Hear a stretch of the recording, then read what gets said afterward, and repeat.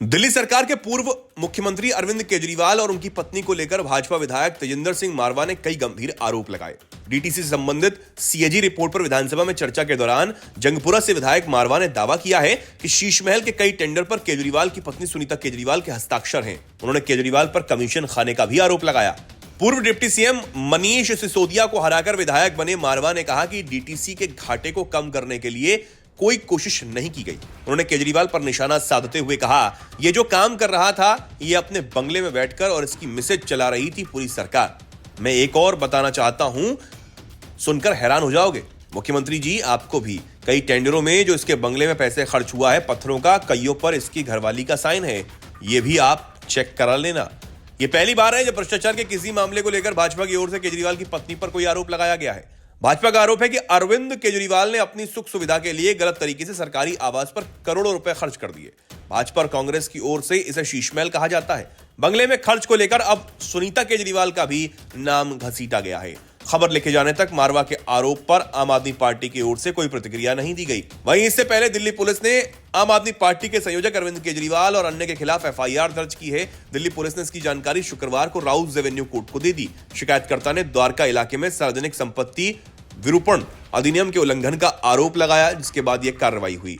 Rouse revenue court ने 11 मार्च 2025 को Delhi police को एफआईआर दर्ज करने और अनुपालन रिपोर्ट दाखिल करने का निर्देश दिया था। दिल्ली पुलिस ने अतिरिक्त मुख्य न्यायिक मजिस्ट्रेट नेहा मित्तल की अदालत के समक्ष अनुपालन रिपोर्ट पेश की और बताया कि एफआईआर दर्ज कर ली गई है।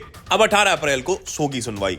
दिल्ली पुलिस ने यह भी कहा कि जांच जारी है और यह एक पुराना मामला है और उन्हें मामले की जांच के लिए कुछ समय चाहिए। अब इस मामले की अगली सुनवाई 18 अप्रैल 2025 को होगी।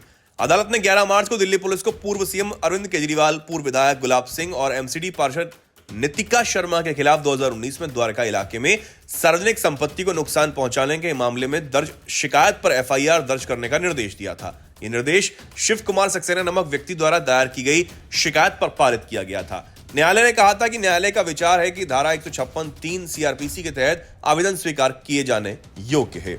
एसीजीएम मित्तल ने 11 मार्च को आदेश दिया कि संबंधित एसएचओ को दिल्ली संपत्ति विरूपण निवारण अधिनियम 2007 की धारा 3 के तहत तत्काल एफआईआर दर्ज करने का निर्देश दिया जाता है और मामले के तथ्यों से ऐसा प्रतीत होता है कि कोई अन्य अपराध किया गया है।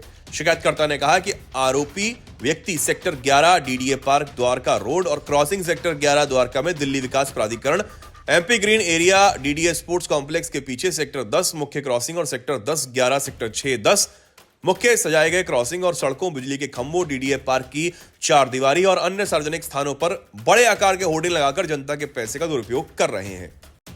दिल्ली विधानसभा का बजट सत्र चल रहा है। इस बीच मुख्यमंत्री रेखा गुप्ता ने गुरुवार को विपक्षी आम आदमी पार्टी और उसके प्रमुख अरविंद केजरीवाल पर निशाना साधते हुए आरोप लगाया कि उन्होंने कोविड पीड़ितों को वित्तीय सहायता प्रदान करने की तुलना में विज्ञापन और प्रचार को प्राथमिकता दी। रेखा गुप्ता ने कहा कि पूर्व की आप सरकार ने कोविड योद्धाओं के केवल 97 परिवारों को 1-1 करोड़ रुपए की वित्तीय सहायता दी, लेकिन 17 करोड़ रुपए प्रचार पर खर्च कर दिए। वो बजट पर चल रही चर्चा के दौरान विधानसभा में बोल रही थी। उन्होंने पूछा, कोविड के दौरान इन लोगों ने केवल 97 परिवारों को वित्तीय सहायता प्रदान की और इसके विज्ञापन पर 17 करोड़ रुपए खर्च किए। क्या दिल्ली में कोविड काल के दौरान केवल 57 लोग ही मरे? रेखा गुप्ता ने यह भी आरोप लगाया कि दिल्ली में शॉपिंग फेस्टिवल आयोजित करने की सरकार की महत्वाकांक्षी योजना कभी शुरू नहीं हुई, लेकिन 8 करोड़ रुपए खर्च किए गए। उन्होंने कहा, मैंने पूछा कि यह उत्सव क्या है, ये कहां आयोजित किया गया था, क्या इसमें भाग लेने के लिए पूरे शहर से लोग आए थे? तब मुझे पता चला कि यह आयोजित ही नहीं किया गया था। इसके अलावा सीएम रेखा ने आम आदमी पार्टी पर जनता के लिए बनाई गई विभिन्न कल्याणकारी योजनाओं में धन का दुरुपयोग करने का भी आरोप लगाया और कहा, आपने न केवल सरकार से बल्कि लोगों से भी चोरी की। आपने बच्चों का पूरा भविष्य चुरा लिया। वो लगातार बजट में खामियां साबित करने की कोशिश कर रहे हैं और पूछ रहे हैं कि पैसा कहां से आएगा। मैं आतिशी जी से कहना चाहता हूं कि हम सभी लीकेज को रोकेंगे और आपके कार्यकाल के दौरान की गई सभी चोरी को रोकेंगे। लोगों ने आपको विपक्ष में बैठने का मौका दिया, उनकी ज्यादा आलोचना ना करें, आपको अगली बार यह मौका नहीं मिलेगा। वहीं दिल्ली भाजपा अध्यक्ष वीरेंद्र सचदेवा ने अरविंद केजरीवाल पर एक बार फिर से तंज कसते हुए उन्हें गरीब और दलित विरोधी बताया। एक पत्रकार सम्मेलन को संबोधित करते हुए सचदेवा ने कहा कि अरविंद केजरीवाल सरकार दलितों एवं गरीबों को राजनीतिक रूप से आकर्षित करने के लिए विगत 5 साल में अनेक स्कीमें लाई। उनके प्रचार पर लाखों करोड़ों उड़ाए, पर वास्तविक रूप से दलितों को केजरीवाल से केवल धोखा मिला। अरविंद केजरीवाल ने दिल्ली के दलित समाज एवं गरीबों को लगातार बड़ी बड़ी स्कीमों के नाम पर गुमराह किया और उन्हें वोट बैंक बनाया। पत्रकार सम्मेलन का संचालन दिल्ली भाजपा के मीडिया प्रमुख प्रवीण शंकर कपूर ने किया और कहा, जिस तरह आज दिल्ली भाजपा अध्यक्ष ने अरविंद केजरीवाल सरकार द्वारा दलितों, पिछड़ों, गरीबों और अल्पसंख्यकों से छलावे की पोल खोली है, उसने साबित कर दिया कि ऐसा कोई वर्ग नहीं जिसे अरविंद केजरीवाल ने ठगा नहीं। पत्रकार सम्मेलन में प्रवक्ता शुभेंदु शेखर अवस्थी, डॉक्टर ममता त्यागी भी उपस्थित थे। वीरेंद्र सचदेवा ने कहा कि अरविंद केजरीवाल सरकार जय भीम मुख्यमंत्री प्रतिभा विकास योजना के नाम से 2 योजनाएं 2020 में लाई। पहली जय भीम मुख्यमंत्री प्रतिभा विकास योजना दलित अनुसूचित जाति वर्ग के लिए, तो दूसरी योजना अल्पसंख्यक, पिछड़े एवं गरीबों के लिए घोषित की गई। दलितों को इस स्कीम से बड़ा धोखा किया गया और 2020-21 में दलितों के लिए प्रतिभा योजना में रुपए 40 करोड़ का आवंटन हुआ, पर खर्च हुआ केवल रुपए 1.5 करोड़ का। 2021-22 में रुपए 50 करोड़ का बजट आवंटन दिखाया गया, पर असल खर्च केवल 2.90 करोड़ हुआ। 2022-23 में दलितों से केजरीवाल सरकार का धोखा चरम पर पहुंचा और दलित प्रतिभा योजना बजट में रुपए 70 करोड़ आवंटित हुआ, पर खर्च 1 पैसा तक नहीं हुआ। 2023-24 वित्त वर्ष में बजट आवंटित घटा कर रुपए 20 करोड़ कर दिया गया, वहीं खर्च हुआ मात्र 1 लाख रुपए। पंजाब में बजट सत्र चल रहा है और सरकार अनेक सच्चे झूठे दावे कर विकास को लेकर अपनी पीठ थपथपा रही है, लेकिन सत्ताधारी दल के एक ही विधायक ने सरकार से ऐसा सवाल कर दिया जिससे पूरी सरकार की उपलब्धियों की पोल खुल गई। पंजाब के धर्मकोट से विधायक देवेंद्रजीत सिंह ने आप सरकार पर अपने क्षेत्र के साथ सौतेला व्यवहार करने का आरोप लगाया और कहा कि पिछले 3 साल में मेरी विधानसभा सीट में स्वास्थ्य से जुड़ा कोई भी प्रोजेक्ट नहीं दिया गया। इस दौरान विधायक ने यहां तक कह दिया कि ऐसा लगता है जैसे वो पाकिस्तान में रह रहे हैं। देवेंद्रजीत सिंह ने अपनी सरकार पर स्वास्थ्य सुविधाओं की उपेक्षा का आरोप लगाया।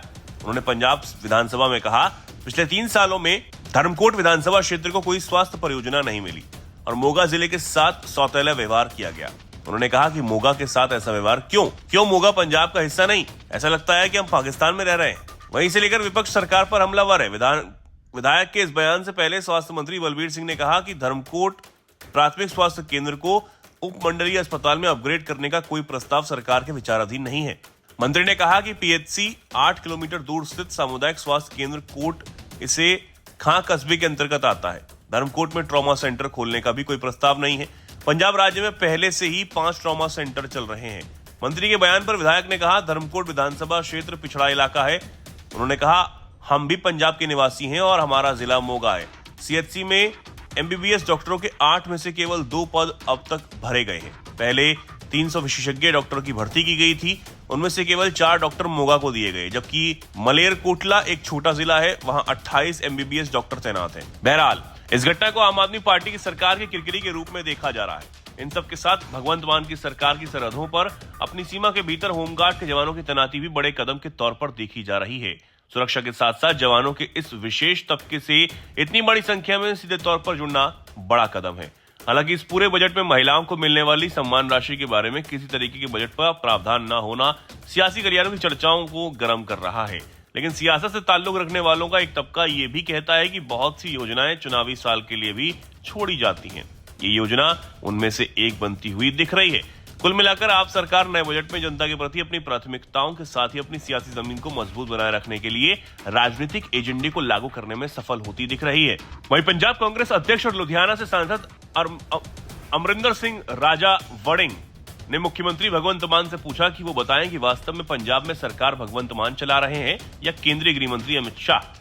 वड़िंग ने कहा कि कांग्रेस हमेशा से मानती रही है कि आम आदमी पार्टी बीजेपी की बी टीम है और इसका परिणाम तब मिला जब गृह मंत्री अमित शाह ने संसद में दावा किया कि केंद्र सरकार ने अमृतपाल सिंह, जो अब एक निर्वाचित सांसद है, को गिरफ्तार किया और उनके सहयोगियों के साथ डिब्रूगढ़ जेल भेजा। पंजाब सरकार पर तंज कसते हुए ये बात कही। वड़िंग ने पंजाब सरकार पर तंज कसते हुए कहा कि हमें लगा कि ये पंजाब पुलिस ने किया, हमें पता चला कि किसके निर्देश पर। वड़िंग ने कहा कि पंजाब के लोग पहले से जानते थे कि मुख्यमंत्री मान केंद्रीय गृह मंत्री के निर्देशों का पालन कर रहे हैं। उन्होंने कहा कि मान के पास राज्य का गृह विभाग भी है, उन्हें अमित शाह के बयान का खंडन करना चाहिए। पहले विदेश भागे, फिर ड्रामे करो। जब संसद में बोलना था तब राहुल गांधी वियतनाम में थे, अब आकर रो रहे हैं कि मुझे बोलने नहीं दिया। अब यह संसद है, कांग्रेस का दफ्तर नहीं। जब जहां मन किया हाथ उठा दिया और माइक मिल गया। केंद्रीय गृह मंत्री अमित शाह ने शुक्रवार को कांग्रेस सांसद राहुल गांधी द्वारा संसद के कामकाज को लेकर की गई आलोचना पर तीखा हमला बोला है। उन्होंने कहा, जब लोकसभा में उन्हें बोलने के लिए समय दिया गया था तब नेता प्रतिपक्ष वियतनाम में थे। इसके साथ ही उन्होंने कर्नाटक में सिद्धरमैया सरकार द्वारा अनुबंधों में मुसलमानों को 4% कोटा देने को लॉलीपॉप बताया। संसद में कामकाज की राहुल गांधी द्वारा की गई आलोचना पर प्रतिक्रिया देते हुए अमित शाह ने कहा कि लोकसभा में नेता प्रतिपक्ष को शायद यह पता नहीं कि सदन में बोलने के नियम होते हैं और इसे मनमर्जी से नहीं चलाया जा सकता है। बजट पर चर्चा के दौरान उन्हें 42% समय दिया गया था। अब यह उन पर निर्भर करता है कि वो किसे बोलने का अवसर दें। अमित शाह ने कहा कि जब संसद में गंभीर चर्चा चल रही थी तब वो वियतनाम में थे और जब वो लौटे तो अपनी मनमर्जी से बोलने की जिद करने लगे। उन्होंने कहा, संसद नियमों और प्रक्रियाओं के अनुसार चलती है, न कि कांग्रेस पार्टी की तरह जिसे एक परिवार चलाता है जहां कोई भी जब चाहे बोल सकता है। मुझे खेद है, लेकिन उन्हें नियमों और प्रक्रियाओं का पालन करना होगा। कांग्रेस द्वारा देश में आपातकाल जैसी स्थिति होने के आरोप पर शाह ने कहा, विपक्षी पार्टी लगातार सरकार की आलोचना करती रहती है। अगर सच में आपातकाल होता तो कांग्रेस के नेता जेल में होते।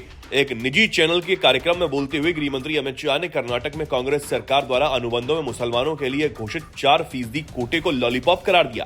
उन्होंने कहा, धर्म के आधार पर कोई भी आरक्षण संविधान का उल्लंघन है और अदालतों द्वारा इसे रद्द किया जाएगा। उन्होंने कहा, हम धर्म के आधार पर किसी भी आरक्षण का कड़ा विरोध करते हैं। जातिगत जनगणना की कांग्रेस की मांग पर गृह मंत्री ने कहा, खुद कांग्रेस ने पहले इस तरह के कवायद का विरोध किया था। उन्होंने कहा, 2011 में कांग्रेस जातियों पर एक सर्वे कर रही थी, लेकिन उसके परिणाम घोषित नहीं किए गए। अब हम आंतरिक विश्लेषण कर रहे हैं कि जातिगत जनगणना के लिए कौन सी प्रक्रिया अपनाई जानी चाहिए। एक बार जब हम इसे अंतिम रूप दे देंगे तब आगे की कार्रवाई देखी जाएगी। गृह मंत्री अमित शाह ने पश्चिम बंगाल में तृणमूल कांग्रेस सरकार पर अवैध प्रवासियों को पार्टी के वोट बैंक के रूप में इस्तेमाल करने का आरोप भी लगाया। उन्होंने कहा कि केंद्र सरकार इस तरह के कदम को सफल नहीं होने देगी। उन्होंने कहा, टीएमसी अवैध प्रवासियों को अपना वोट बैंक मानते हैं।